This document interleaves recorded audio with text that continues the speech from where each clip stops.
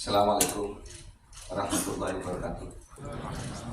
Bapak-bapak dan ibu yang terhormat, anggota Komisi 1 DPR RI, ada Ibu Kristiana Aryani, ada Pak Bobi Adito Rizaldi, kemudian ada Pak Muhammad Farhan, kemudian Bapak Laksamana Madya TNI, Bapak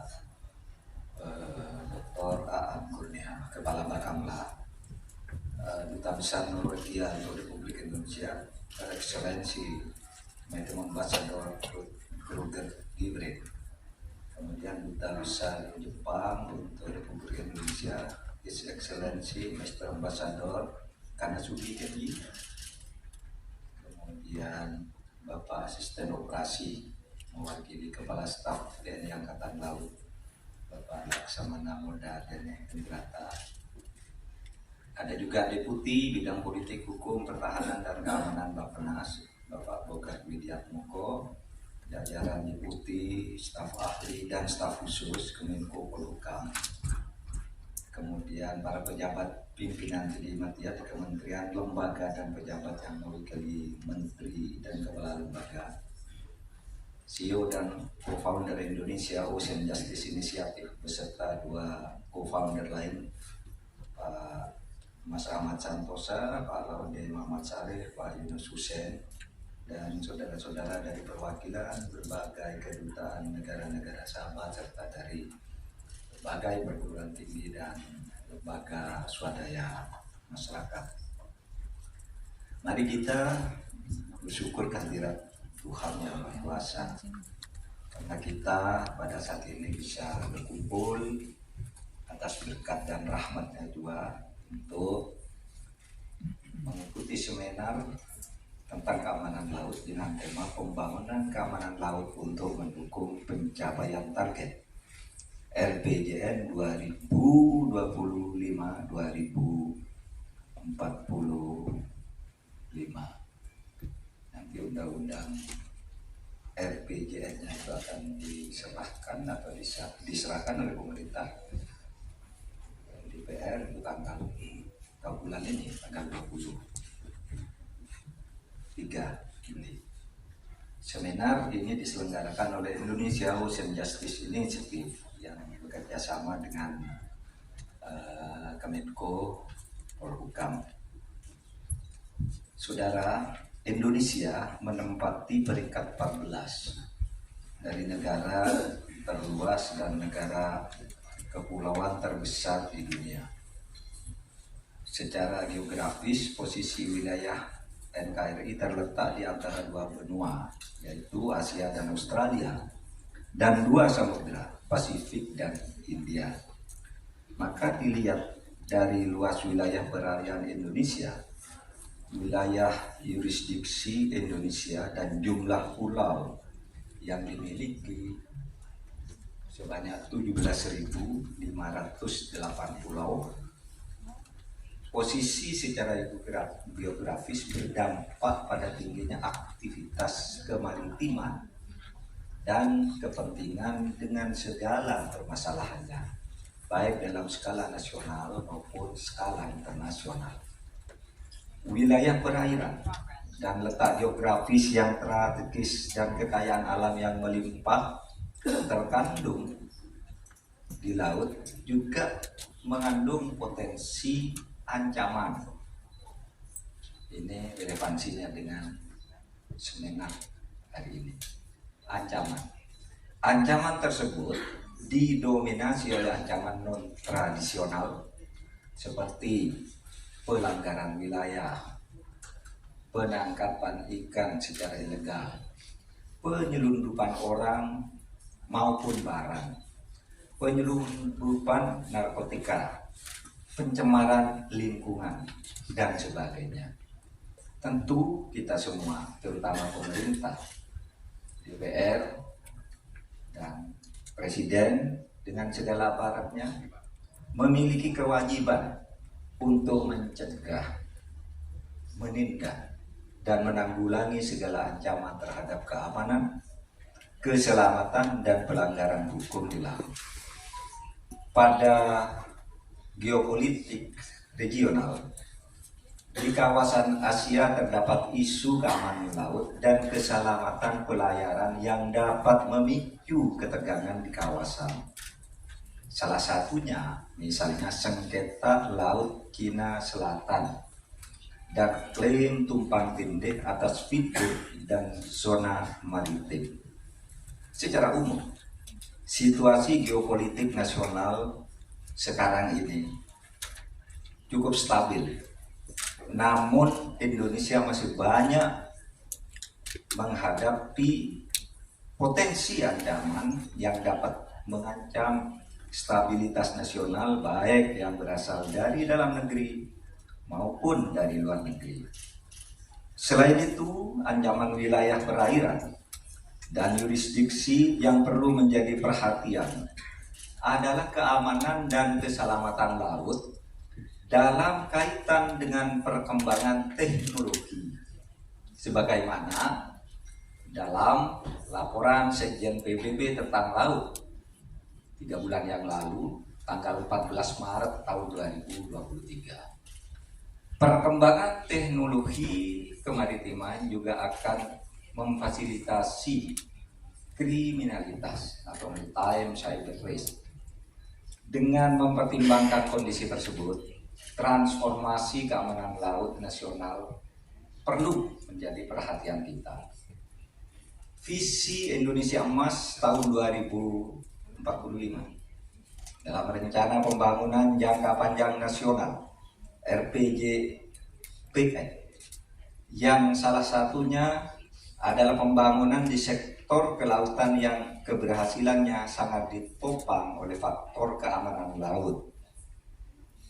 Laksana dinamika sebuah putaran poros, maka Indonesia diharapkan mampu mengambil peran yang lebih besar guna menyikapi situasi geopolitik yang berkembang.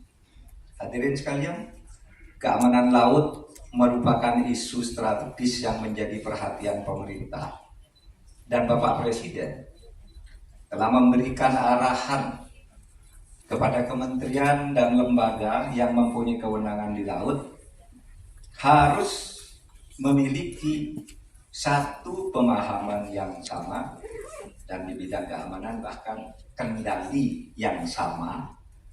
Itu utamakan kepentingan negara, utamakan kepentingan nasional, kepentingan bersama dalam penanganan keamanan, menjaga kedaulatan dan wilayah teritorial laut dalam tata kelola dan harus terkoordinasi dengan baik.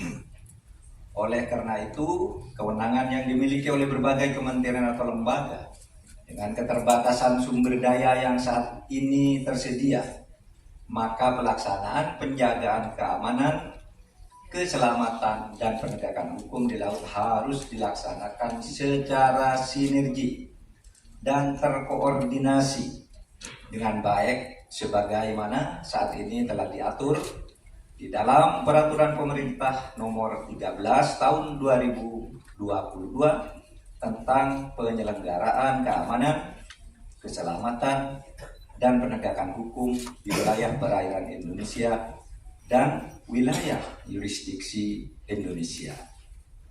PP 13 tahun 2022 ini dalam waktu yang tidak lama substansinya nanti akan dikuatkan di dalam rancangan revisi perubahan undang-undang tentang kelautan yang diinisiasi oleh DPR dan sekarang sudah sampai di tangan pemerintah untuk segera direspons dalam upaya pembahasan bersama dalam waktu yang tidak terlalu lama. Saudara, Presiden juga memberi arahan agar ke depannya segera dibentuk Lembaga Indonesia Coast Guard yang memiliki 3 fungsi utama, yaitu melakukan penjagaan keamanan, melakukan penyelenggaraan keselamatan, dan penegakan hukum di wilayah perairan dan wilayah yurisdiksi Indonesia. Saudara, itulah masalah-masalah yang sifatnya lebih menyangkut teknis keamanan di dalam penyelenggaraan pemerintahan dan keamanan di laut dalam 3 fungsi utama tadi. Dan itu sebenarnya merupakan sebagian kecil saja dari keseluruhan program pemerintah kita di dalam menjaga kesatuan dan keutuhan negara kita secara teritori. Kalau tadi ini secara teritori. Ancaman terhadap kita di Indonesia juga ada ancaman teritori, ada ancaman terhadap ideologi, ancaman terhadap demokrasi, sosial, politik. Nah ini tadi keamanan saja. Saya dalam kesempatan ini ingin mengambil satu ibarat kecil saja. Kalau kita bicara laut, maritim, mari kita lihat dekorasi yang sangat indah ini. Apa yang bisa kita lihat di laut? Di sini ada kapal besar-besar, di bawahnya ada ombak. Tapi kalau Anda ada di dalam kapal itu terasa tenang, meskipun di bawahnya ada ombak. Kalau kita lihat laut itu dari kejauhan, meskipun di tengah ada ombak, tapi terasa rata.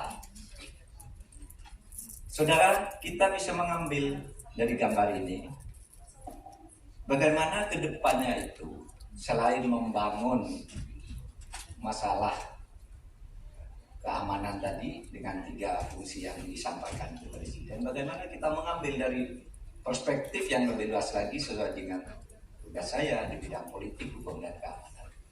Kedepannya kita membangun budaya atau peradaban bahari, budaya atau peradaban laut. Apa budaya peradaban laut ini?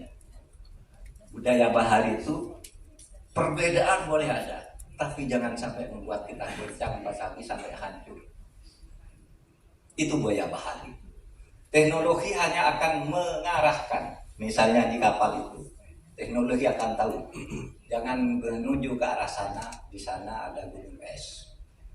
Jangan menuju ke arah sana, di sana sedang ada badai. Kalau kearifan lokal kita, orang di tengah laut melihat apa? Bintang. Bintang itu Kartika. Kalau di dalam kearifan lokal kita itu kan ada petunjuk kepemimpinan kita. Ada apa? Chandra, Buana, Kartika, Surya, Chandra, Kartika, Buana. Apa itu? Surya itu lambang ketegasan matahari. Chandra itu lambang kelembutan dan kesantunan, itu bulan purnama. Kartika itu lambang pengarahan dari kapten. Jangan ke sana, jangan ke lihat bintang. Kalau orang kebingungan itu dulu belum ada kompas, belum ada seperti sekarang itu lihat bintang. Oh, bintang ada di sana. Sebentar lagi akan terjadi musim kemarau, sebentar lagi akan terjadi musim hujan. Nah, itu bintang. Lalu Buana, karena itu tempat berpijak. Nah, itu kearifan lokal. Saya mengajak kita kembali bagaimana membangun budaya bahari, kerukunan kita. Kita boleh berbeda pendapat, tetapi jangan sampai menggoncangkan.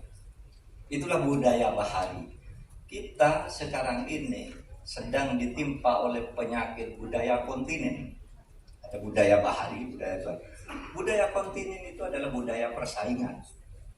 Budaya untuk saling mengalahkan, untuk saling mencari menang. Lihat di kontinen, ada gunung, jurang, ada apa gitu. Kalau kita lihat itu, atau kalau kita lihat di kota-kota ada gunung tinggi, ada yang tengah, ada yang gubuk.